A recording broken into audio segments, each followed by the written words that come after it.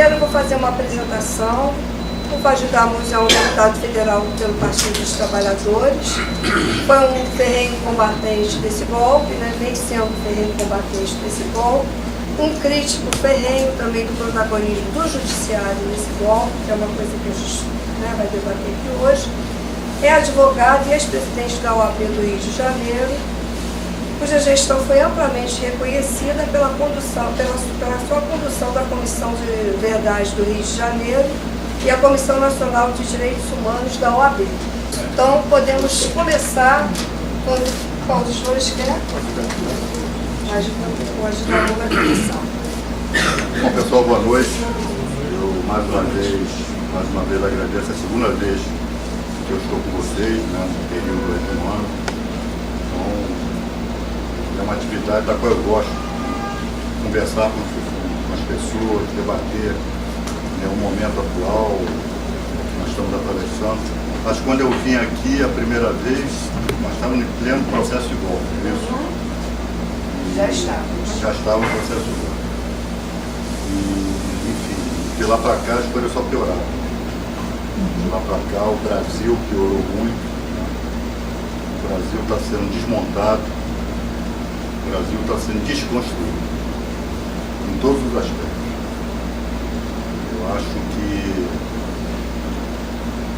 em nenhum momento da nossa história, é sempre temerário falar dessa maneira, porque há momentos que eu não vivia, que eu não era nascido, que não tinha consciência das coisas, mas eu acho difícil, não é o pior momento da nossa história, está chegando perto, porque eu não me lembro do país estar num atoleiro, mergulhado num atoleiro moral, político e econômico, como se encontra mergulhado hoje em dia. Mesmo a ditadura, né, posso dizer que tinha um projeto para o país, questão de modernização, né, disso, daquilo. Agora, essa verdadeira camarilha que tomou de assalto, e a palavra assalto aí pode ser interpretada como vocês bem entenderem, tomou de assalto o Palácio do Planalto,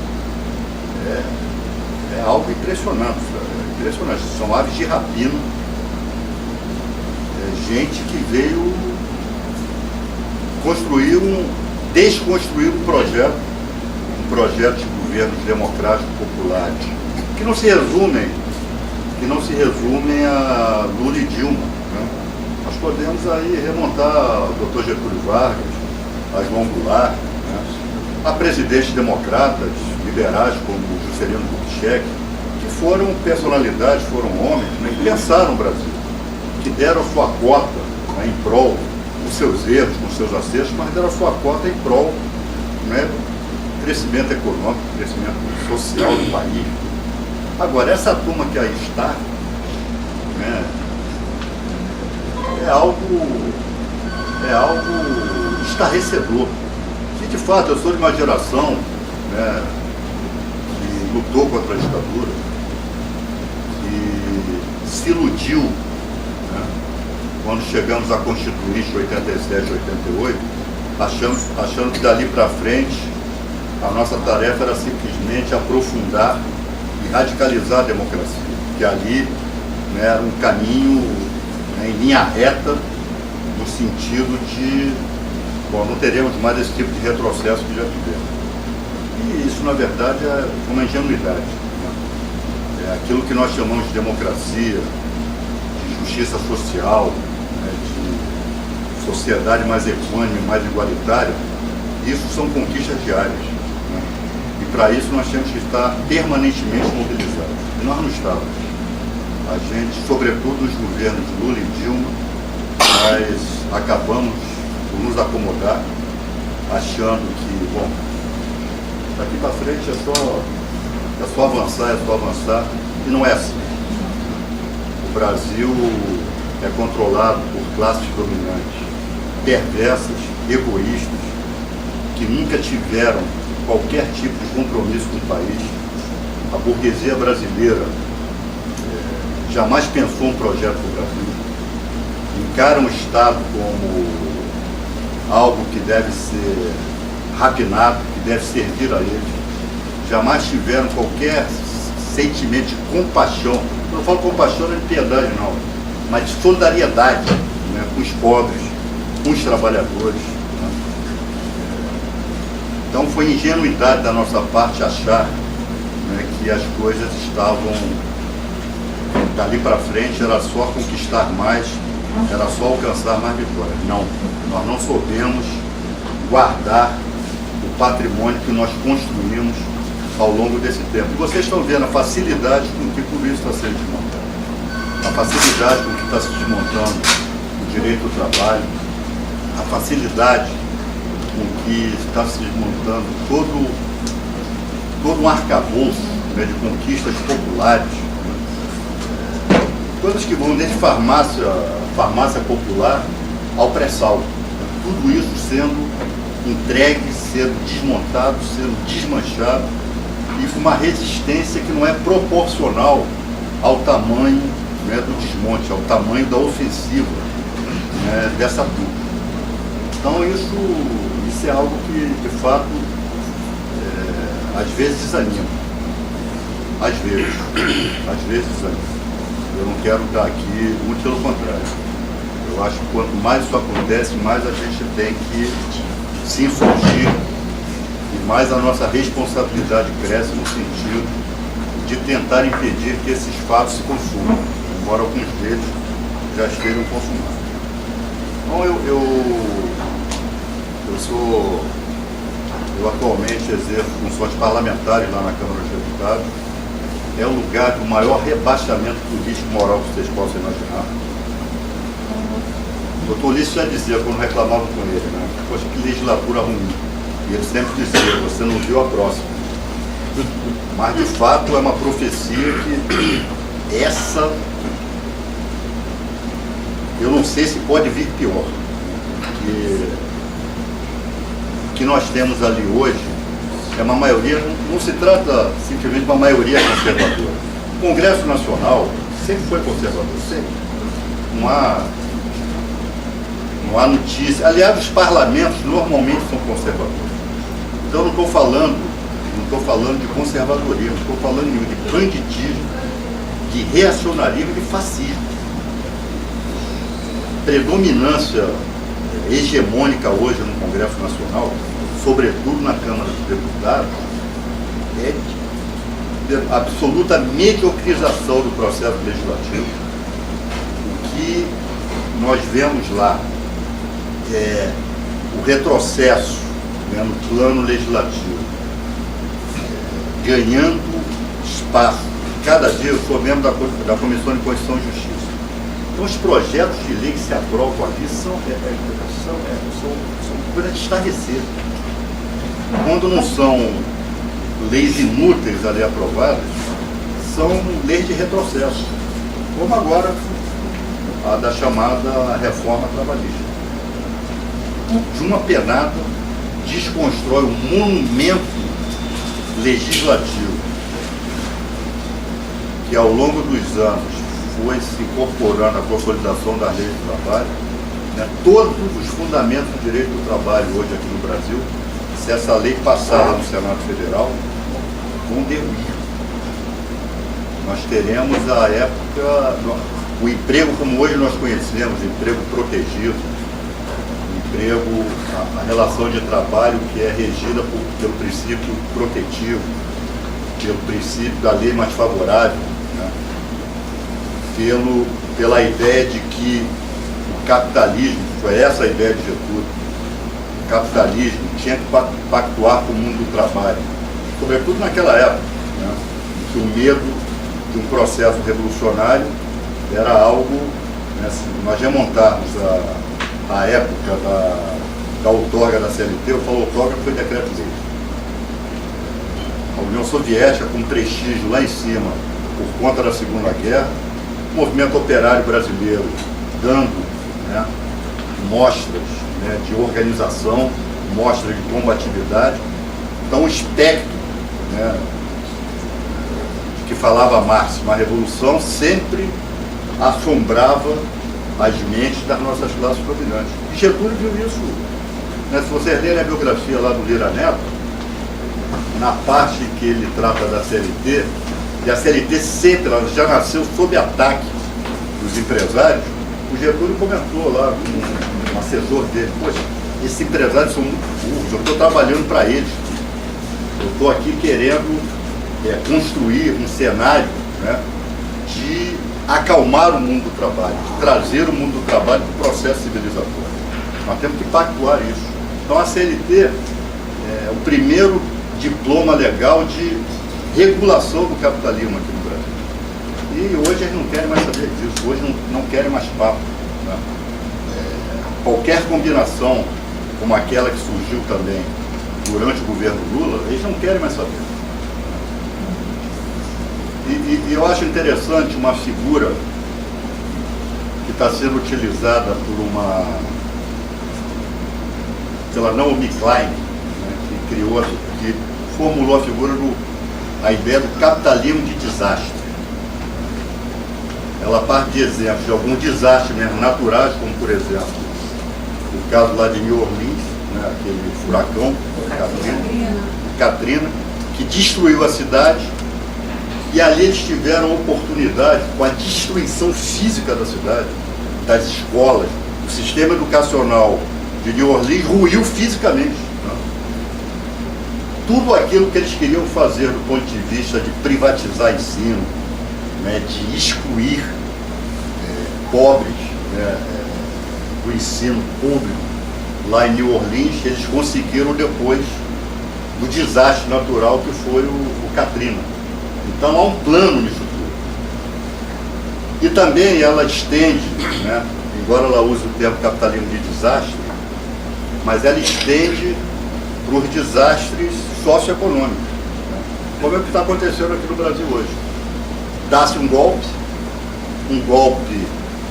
que é uma associação, aliás, como todos os golpes foram dados, não só no Brasil como na América Latina, a associação de interesses nacionais com a nossa burguesia sempre foi associada, né, a interesse imperialista.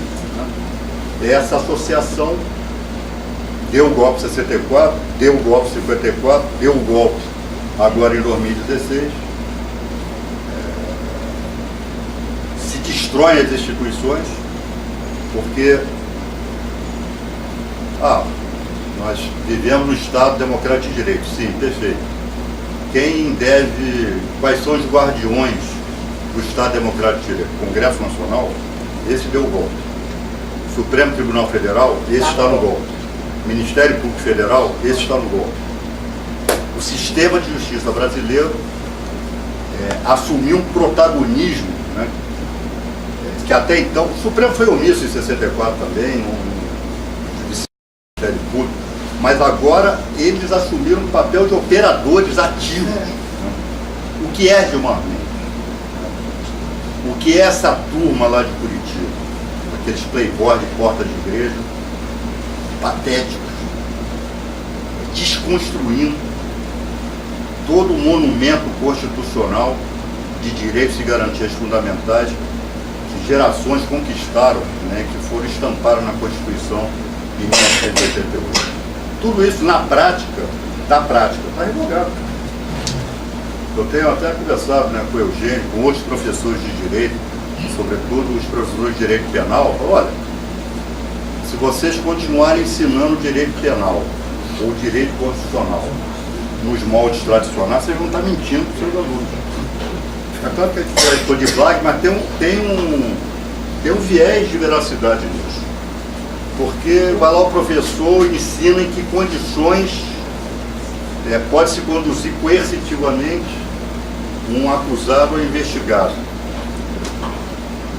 Vai lá o professor explica que a prisão preventiva só pode se dar, o juiz tem que explicitar na justificação da prisão preventiva os requisitos lá que o Código de Processo Penal estabelece. E por aí vai. Então e é por isso, essa é uma questão polêmica no plano da academia, se nós já estamos no estado de exceção, se nós não estamos no estado de exceção, mas medidas de exceção já estão em prática e colaboraram em muito, né, com o golpe de 2016 e tem colaborado em muito para a desconstrução, inclusive de todo o arcabouço econômico e social que foi construído ao longo dos anos. Alguns economistas já mediram o número de desemprego que a chamada Operação Lava Jato, só ela, produziu aqui no Brasil. Já chega a cada 1 milhão de desempregados. E isso é justificado, né? Não, depois eu vou pegar. É justificado em nome do suposto combate à corrupção, que sempre foi algo que a direita aqui no Brasil lançou contra governos populares. Contra Jango, contra Getúlio, né? Mar de Lama, Lacerda, tacando fogo no país, dizendo que o país estava carcomido pela corrupção, que o Mar de Lama corria nos subterrâneos do Palácio do Catete. Contra Jango, né, em 1964, o Brasil ia se tornar uma república anarco-sindicalista e regida pela corrupção. Então, isso volta com força, isso volta de uma maneira meticulosamente bem organizada. Se nós formos reparar, em 2013, né, aquelas multidões que ganharam as ruas, começa no movimento meio nebuloso, etc., mas que a direita depois tomou conta. A direita tomou conta do governo. Ali você já começa a vislumbrar os primeiros sintomas do que viria a acontecer em 2016. Aquilo que foi saudado por alguns, como, poxa, finalmente temos manifestações espontâneas. Espontâneas, não existem manifestações espontâneas. Agora, foi detectado, né, eu acho até interessante uma entrevista do ex-prefeito Haddad, agora na Piauí. Ele relata ali fatos, né, que são interessantes, né, que o Putin, o Erdogan da Turquia, teriam alertado a presidenta Dilma: olha, isso tem um método, isso são robôs, isso é rede social, e vocês têm que prestar atenção nisso, né, porque isso não é movimento espontâneo das multidões que vão para as ruas. Fizeram alguns documentários na própria época, né, entrevistando manifestantes, perguntando lá para o pessoal: vem cá, você sabe o que é PEC 37? Que era aquela PEC que o Ministério Público taxou de PEC da impunidade. Assim, é uma nova marca de refrigerante, já não é um novo sanduíche. Não quis saber nem. Todo mundo lá segurando cartazinho, faixa, contra a PEC 37. O Ministério Público ali assumiu um protagonismo que ele não mais perdeu, né, de lá para cá. E hoje nós estamos vendo aí. Estamos vendo o sistema brasileiro de justiça simplesmente jogando uma pá de cal naquilo que nós conhecemos como Estado Democrático de Direito.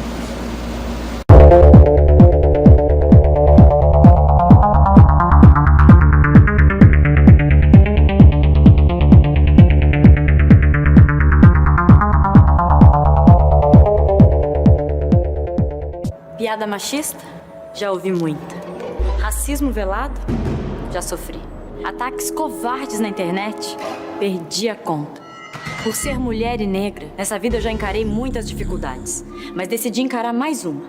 Lutar contra tudo isso e reunir homens e mulheres para lutar junto comigo. Não é o seu preconceito que irá nos parar. Não é a sua agressão que irá nos intimidar. Não são os seus passos atrás que vão nos impedir de seguir em frente. São os nossos passos à frente que vão fazer o seu preconceito voltar atrás. Acesse elesporelas.org e assuma você também o compromisso por um mundo mais justo para todos e todas nós.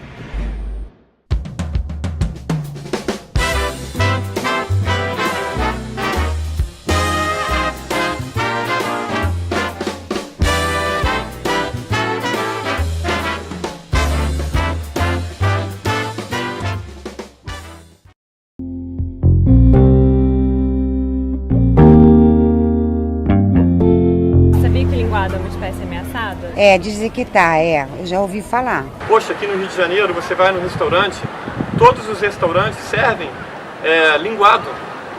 O linguado é uma espécie super ameaçada de extinção. É importante lembrar que os objetivos de desenvolvimento sustentável justamente estão visando a como que podemos ter um planeta sustentável. As questões ambientais não só são questões técnicas, são questões que têm a ver com a justiça social.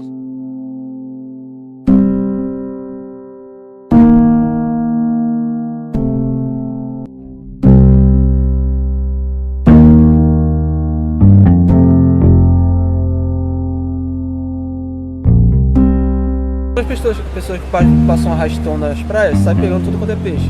Aí não sabe se o peixe está na época ou não. Aí acaba matando os que estão ameaçados. Tudo é a biodiversidade do mar, não é verdade? Mesma coisa que a gente mora na ilha, tanto o siri e caranguejo. O pessoal vai e pega os pequenininhos. Não espera crescer para poder pegar porque ainda não está na época. Aí acaba acabando, daqui a pouco não tem mais nada. Tem muito peixe, tem muito pescado e a gente tem que ter mais cuidado realmente. Saber o que está comendo. Exatamente.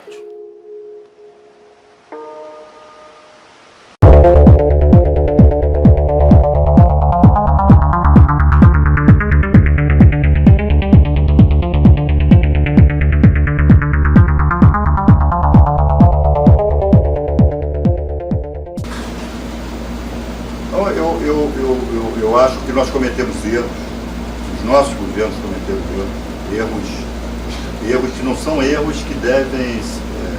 não, errou, paciência, segue em frente, não. Erros de não entender como funciona o aparelho de Estado no capitalismo, como funciona o aparelho de Estado burguês. Achar que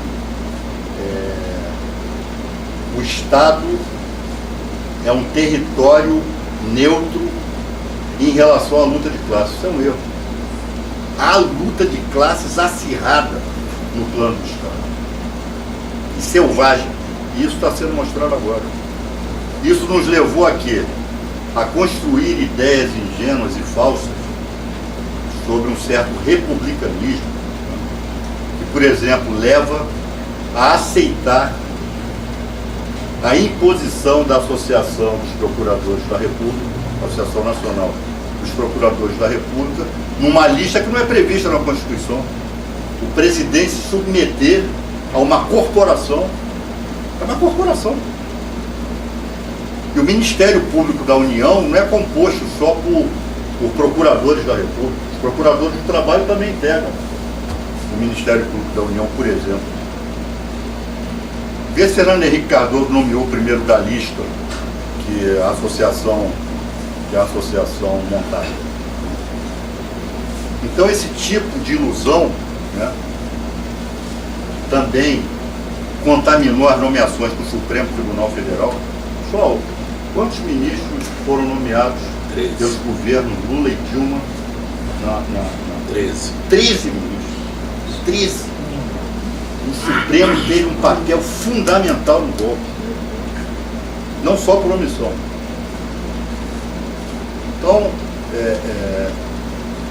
tivemos medo de defender a regulação dos meios de comunicação. Tivemos medo. Se mandasse projeto de lei para o Congresso, mesmo no auge da popularidade do Lula, seria aprovado? Não, não seria. Mas você teria ali a grande oportunidade de debater com a sociedade, puxar a sociedade e chamar a atenção da sociedade para o que significa o monopólio dessas famílias, sobretudo da família Marinho, em relação a meios de comunicação aqui no Brasil. Historicamente golpistas, historicamente antinacionais. Nós não fizemos. Não fizemos por medo. Não fizemos por excesso de cautela. Aí quando você governa com medo, quando você... É claro, a gente está falando aqui, nós estamos num ambiente confortável, bacana, pessoas acolhedoras. Nós não estamos lá no olho do furacão, na cadeira do presidente, para dizer que é fácil. Não, não é. Mas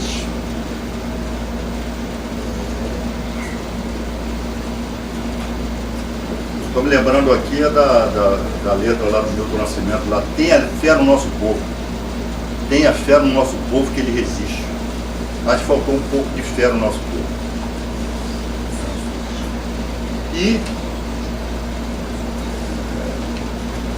nós chegamos a uma situação como essa, e é claro, então o golpe ele é resultado, claro, de uma trama, é resultado dos nossos acertos também, mas também é resultado dos nossos erros. A gente não pode dizer simplesmente nós estamos pagando pelos nossos acertos, pelas nossas virtudes. É verdade, também. Mas também estamos pagando um preço muito caro pelos nossos erros. Porque dizer simplesmente, falar orgulhosamente, né? Poxa, hoje nós não temos uma favela no Rio de Janeiro que não tenha uma televisão. Perfeito. A inclusão, conceder cidadania pelo consumo, bacana. Agora, quando o nosso companheiro da favela liga a televisão, o que ele assiste? Então, assim, nós não apostamos numa TV pública, não é TV estatal não, TV pública. TV pública. Eu, quando estive na Argentina, uma certa feita em Buenos Aires, a gente fica sentando o pau nos argentinos, na política tem uma inveja desgraçada deles. Todo dia tem uma mobilização lá em Buenos Aires sobre qualquer assunto. Até a democratização do Poder Judiciário lá já gerou manifestação de 100 mil pessoas lá. E eu cheguei no hotel, liguei a televisão, né, estava passando um documentário sobre os voos da morte lá. Os voos da morte que jogavam presos, prisioneiros políticos lá no Rio da Prata, nos voos noturnos que foram apelidados de voos da morte. Um documentário da TV pública. Onde pensar que a nossa TV pública, a TV Brasil, Comissão Nacional da Verdade aqui, as comissões estaduais, tiveram 2 anos para apurar isso, apurar aquilo. Não apuraram basicamente nada, porque o fundamental era o paradeiro dos desaparecidos. Esse é outro déficit que a democracia brasileira tem. Mas nós não conseguimos avançar nisso. Então, simplesmente, sobretudo num país como o nosso, um país cheio de desigualdade, um país em que você tem que promover cidadania mesmo material do povo brasileiro, mas isso não pode ser desprovido de conscientização política.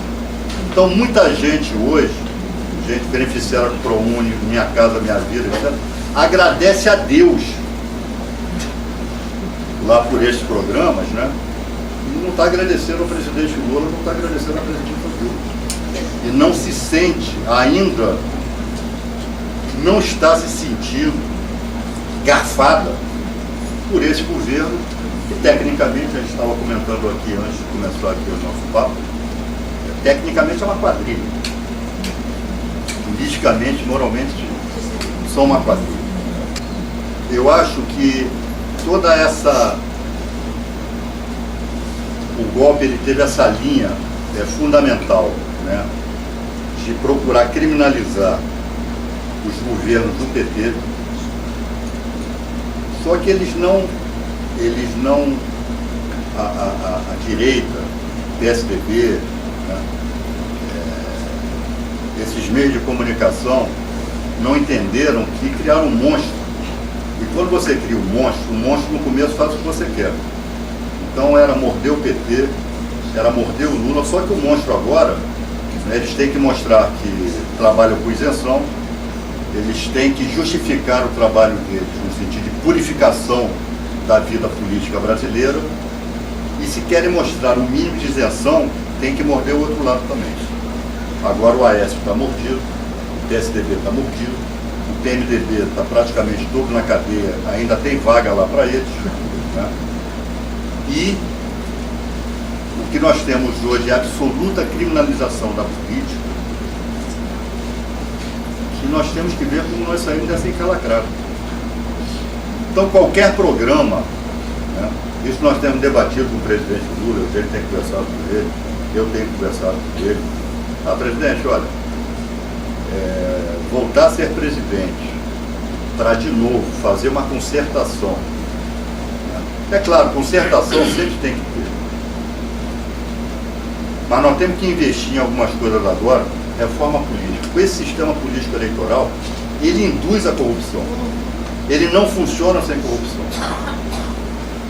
Uma vitória que deveria ter sido do parlamento, mas que nós deixamos do Supremo, foi a proibição do financiamento empresarial. Mas isso tem que virar, isso tem que ser norma constitucional.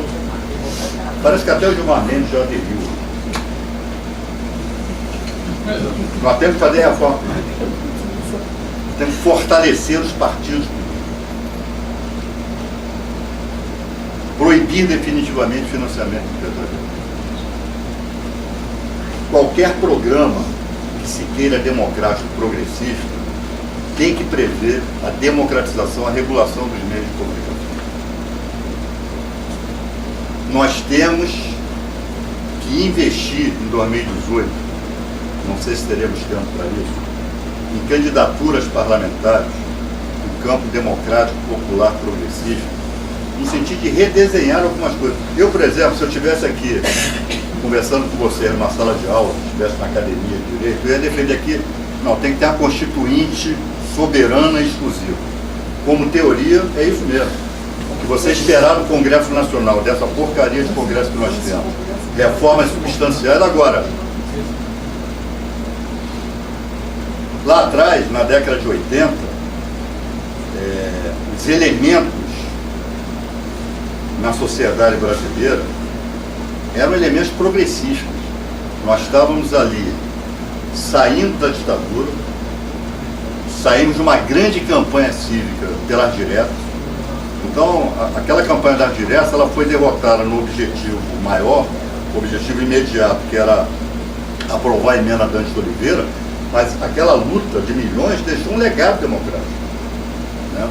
Conquistamos uma Constituição, né, democrática, sobretudo no plano dos direitos e garantias fundamentais. Nenhuma outra Constituição tem o rol de uma maneira tão explícita, tão detalhada, tão consistente como a nossa tem nesse plano, né? Então eram valores, assim, a sociedade, a maioria da sociedade naquela época, não vou dizer que era revolucionária, que não era, mas era progressista, ela queria avançar, ela estava com sede de democracia.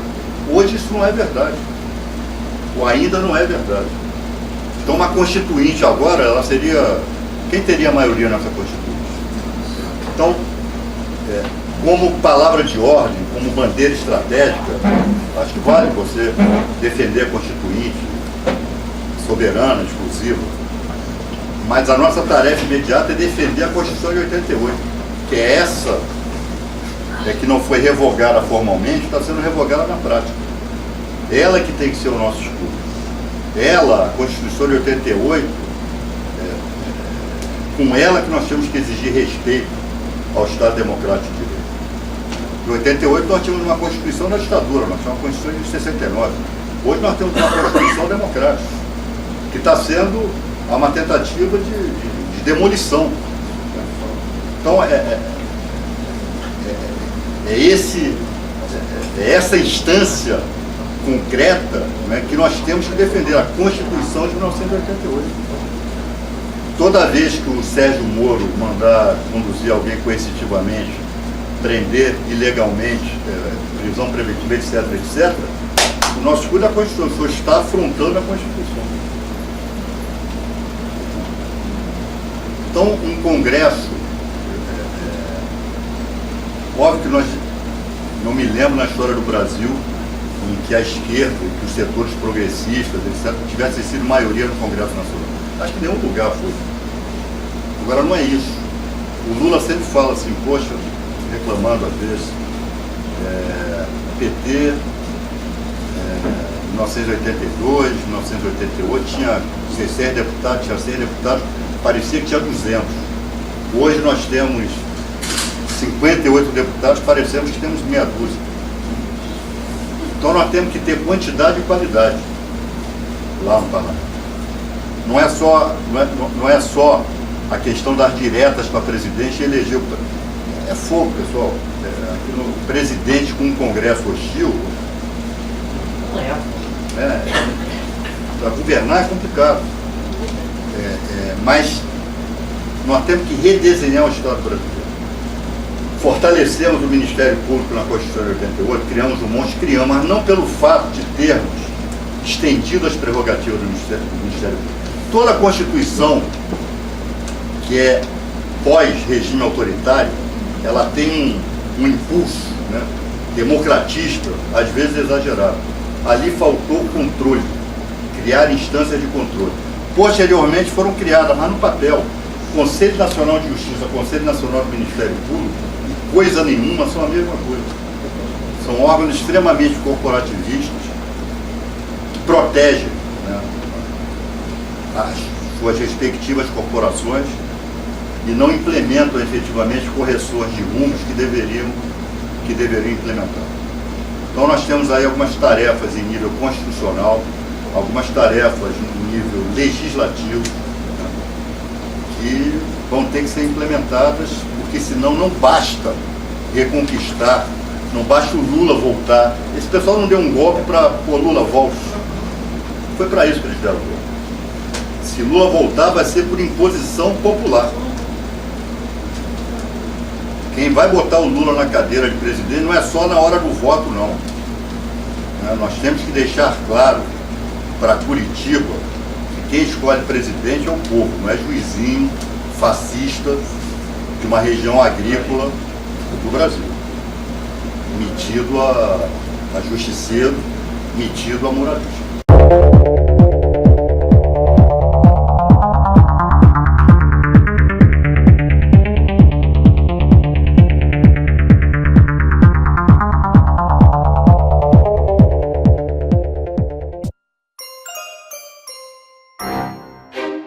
Se você quer receber a aposentadoria algum dia, esse vídeo é para você. O governo Temer enviou para o Congresso um projeto que interessa apenas aos donos do dinheiro no país e que ataca duramente os trabalhadores. Eles querem acabar com o direito à aposentadoria para milhões de brasileiros e brasileiras. É o que estão chamando de reforma da Previdência. É melhor entender essa reforma agora, porque em breve ela pode custar muito caro. A proposta de Temer tem vários ataques aos nossos direitos. Vamos ver os 3 principais. Primeiro, eles querem aprovar a idade mínima para aposentadoria aos 65 anos.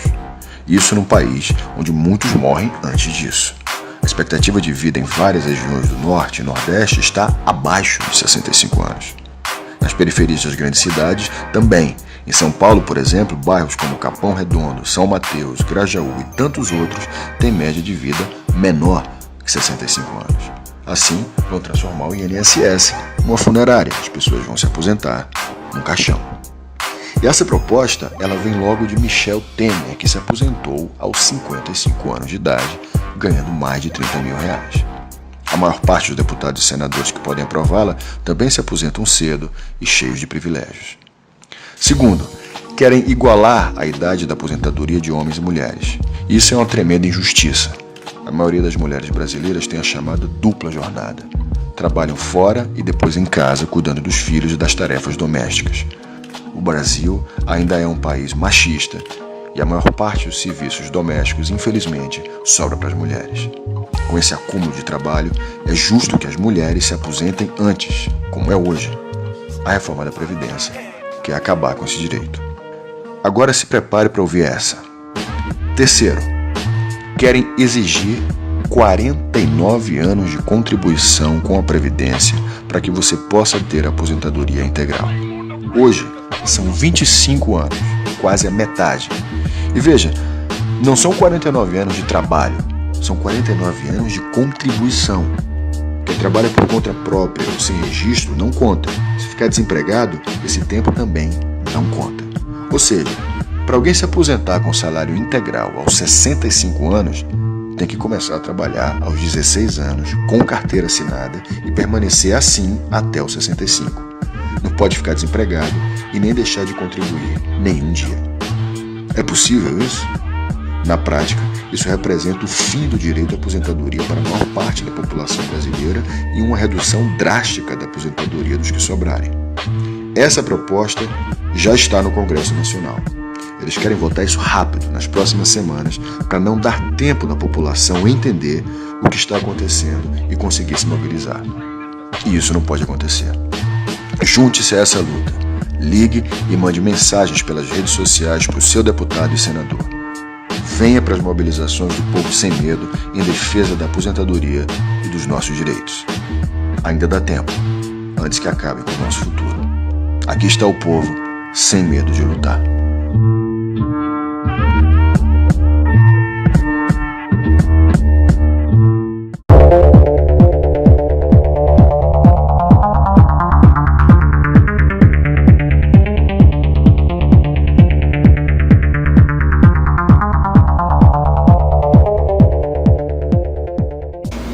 Esse recado tem que ficar claro. Não são playboyzinhos de porta de igreja, né, chefiados por aquele patético Deltan Dallagnol, nome de remédio.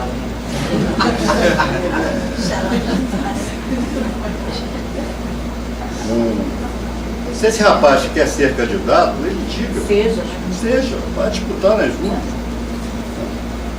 Agora vocês veem que isso também já começa, essa unanimidade que essa Lava Jato tinha, já começa também a se esboroar. Nós vimos um vídeo aí, né, ele num programa aí do Jô Soares, esses dias, e ele todo animado, né, se achando o senhor da unanimidade. Olha, quem acha aí, Jô, vamos fazer aqui uma pesquisa aqui no auditório para você ver como eu estou certo.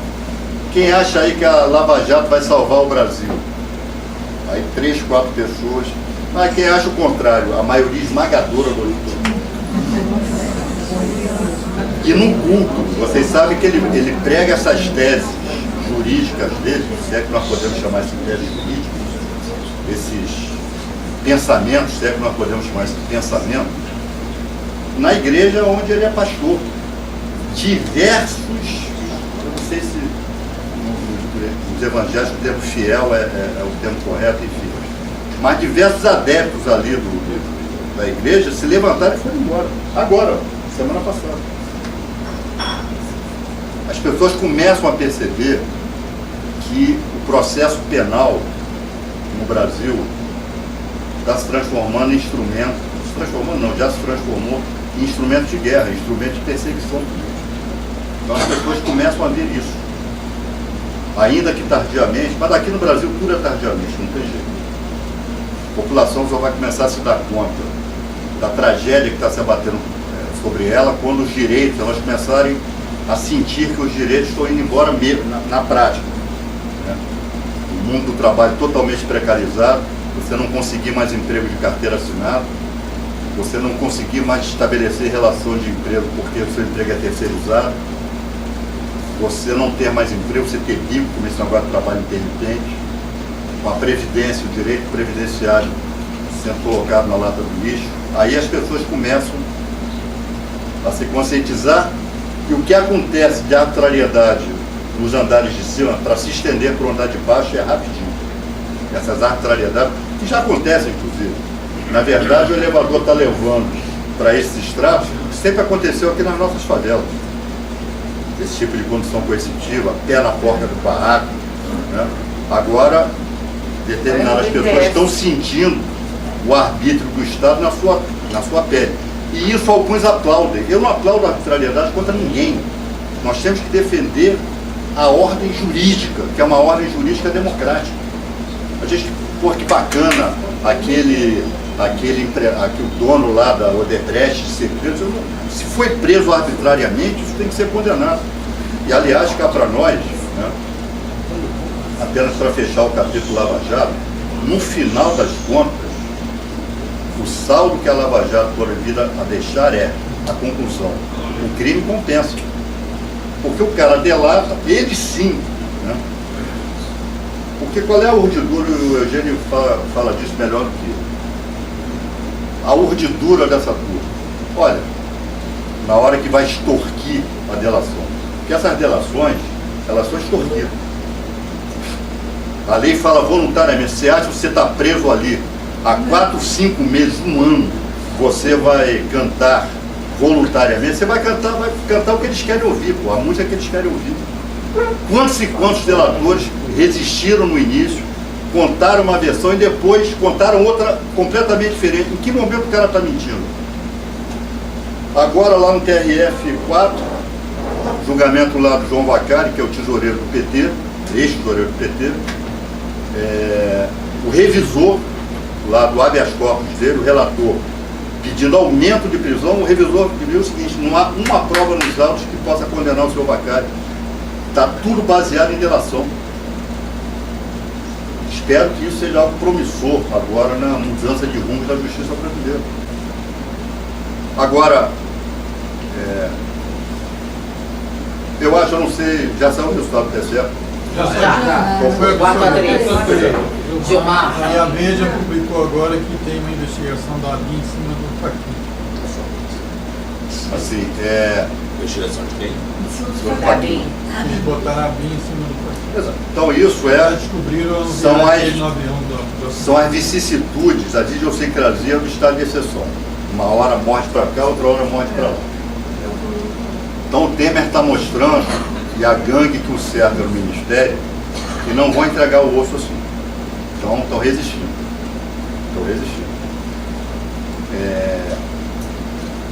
É algo paradoxal que está acontecendo aqui, porque essa delação da JBS formalmente é um absurdo.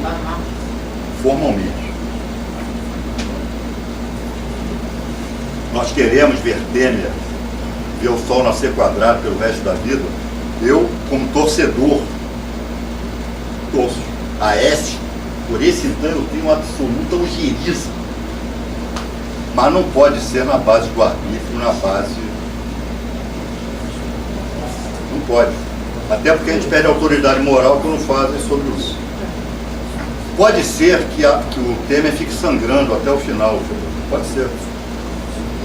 E se for isso, o país perde com isso, mas isto nós temos que tirar lições e saber aproveitar essa situação de fragilidade, que o Temer vai ficar amarrado aqui, nesse tipo de coisa, manda desmoralizar o ministro, usa o aparelho de Estado para chantagear. Agora, até quando ele vai se sustentar com isso? Eu acho que o Temer só cai derrubado, e pode ser que o Supremo reaja a isso aí. Não sei se o Supremo vai assistir de braços cruzados a um membro seu, né? Pode ser investigado, seja lá por quem for, pela RI, seja lá por quem for, né? Ele pode ser afastado cautelarmente, afastou mesmo, ou ele pode renunciar, sei lá, coisa que até agora ele não mostrou disposição para fazer. A gente apostava 2 semanas atrás, quando saiu o escândalo do JBS, não, amanhã ele renunciou, ele renunciou, parece que não renunciou. Então assim, para fechar, eu já falei demais, eu acho que alguns itens programáticos, eu defendo eleições diretas de 2017, não sei se vamos, mas a luta deixa um legado, isso mobiliza as pessoas, não sei se conseguiremos, tempo hábil, etc. Tem que ter uma ampla mobilização popular para isso, né? Enfim. Mas não basta a gente apenas acenar, querer eleições diretas como a nossa única salvação. É o ponto de partida. Mas o Lula não é um messias. Nós temos que ter um programa consistente que abarque os vários itens que eles estão desconstruindo. Então, sei lá, pensar na figura do referendo revogatório, revogar, isso aí virar lei, revogar essa porcariada toda. Ver a questão da soberania nacional. Pô, o nosso maior cientista, o nosso maior físico nuclear, o Almirante Otto, está definhando numa cadeia, condenado a 43 anos de prisão. Isto não é à toa. Janot e Sérgio Moro servem a interesses norte-americanos aqui no Brasil. Isso vai ficar mais explícito, é uma pena, porque a história é sempre tardia, né? A história ela só mostra as coisas algum tempo depois. Mas estão a serviço. Moro tem curso no Departamento de Justiça do FBI norte-americano. Presos brasileiros aí nessa Lava Jato têm sido interrogados aqui no Brasil. Eles levam documentos da Petrobras lá para fora, dos Estados Unidos.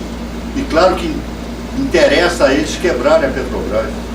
Interessa a eles quebrarem a Odebrecht. Pô, tudo isso em nome do combate à corrupção. Quebrar toda a infraestrutura nacional, toda a nossa engenharia. Pô, na Alemanha, empresas que facilitaram e organizaram o Holocausto estão aí até hoje. Alguns dirigentes dela foram para o Tribunal Nuremberg, foram fuzilados, pegaram o prisão perpétua, etc.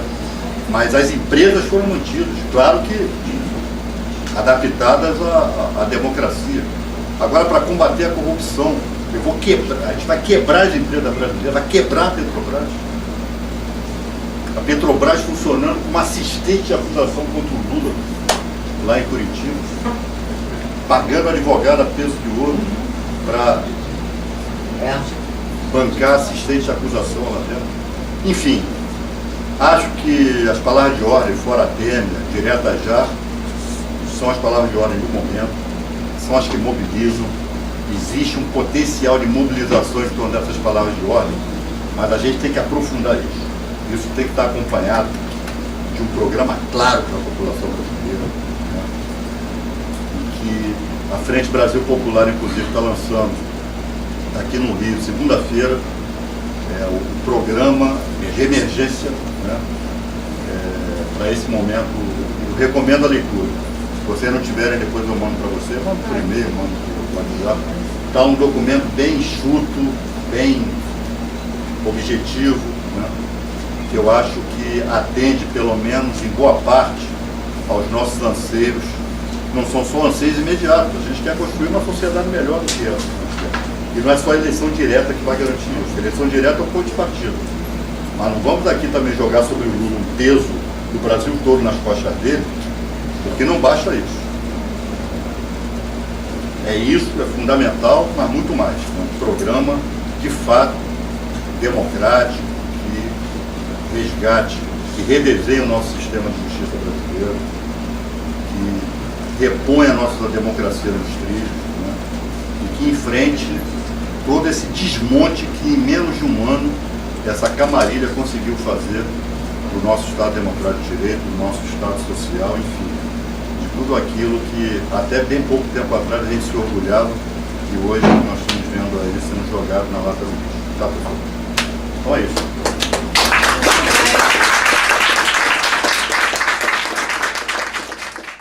A garantia da democracia, a garantia do governo de uma presidenta eleita por 54 milhões de votos.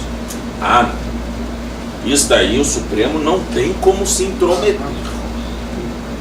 No outro dia ainda, Barroso se saiu com essa pérola.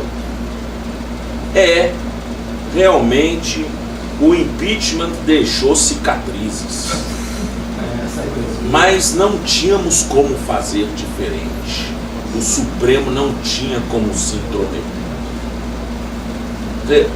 O cúmulo da confissão, da covardia, da pusilanimidade, né, de um Supremo Tribunal Federal de cócoras para a plutocracia. É isso que você vê hoje. Não tem um ministro lá dentro. Eu digo claramente, dentro dos 11, não tem um ministro lá dentro que você coloque a sua mão no fogo. E aí alguns vão dizer, não, mas pelo menos o Lewandowski reagiu no mensalão. Presidiu. E quando ele presidiu o julgamento da presidenta no Senado Federal, parecia uma estátua. Não fazia nada. Na hora que ele presidiu o Conselho Nacional de Justiça, como presidente do Supremo, me diga qual foi o magistrado realmente punido.